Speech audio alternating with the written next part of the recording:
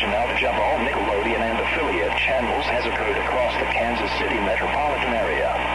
Multiple 911 calls have reported that other television channels are also experiencing severe and disturbing broadcast difficulties, resulting in distortion of both audio and video shortly before the affected channels are lost. As of now, 16 channels across the Kansas City area have been reported to have suffered technical difficulties and subsequent failure, including Nickelodeon, Fox, Cartoon Network, NBC, and CBS.